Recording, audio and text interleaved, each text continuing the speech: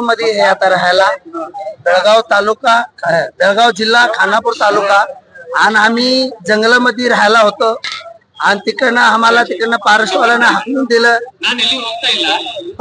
हाकलून दिलं. परत तिथनं हाकलल्यानंतर आम्ही इथे गावात येऊन आम्ही राहिलो. इथे खानापूरला तिथं मैदान आहे एक, तिथं मैदान मध्ये झोपडी टाकून राहिलो. मग काम धंदा वगैरे काय नाही, लाकडं तोडायचं, तेच पिंड्या बांधायच्या, विकायला जायचा, कोणी जडीबुटी आणायचा, विकायला जायचा. तसं करून आम्हाला आमच्या परिवार मधनं कुणाची साळी झालेली नाही, कुणाची बी साळी झाली नाही, कुठला पोरं साळीला गेलेला नाही. आजपर्यंत कुणाचा दाखला, आमचा देखील दाखला नाही. तर काय आमचे पोझिशन काय आहे, म्हणजे आम्ही माणसं आहे की नाही? सरकारला आमच्याकडे दाब घेतले पाहिजे, सरकार आमच्याकडे बघितलं पाहिजे थोडंफार.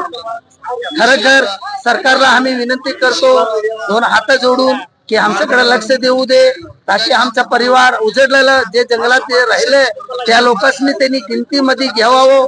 हा भारतचे एक नागरिक आहे म्हणून तिने आम्हाला एक सपोर्ट देवो, आम्हाला राहायला आणि राहायला एक जागा थारा आणि व्यवस्थित म्हणजे राशन कार्ड, आधार कार्ड ज्याला नाहीये तर आम्हाला एक प्रूफ द्यावं आणि जातीचा दाखला, जाती प्रमाणपत्र आम्हाला मिळू द्या म्हणून, एक जातीमध्ये राहू द्या म्हणून. आणि जाती समस्या जे बी आहे आम्हाला ते सरकार आम्हाला पूर्ण करून देईल. नाव तुमचं? विजय आदिवासी.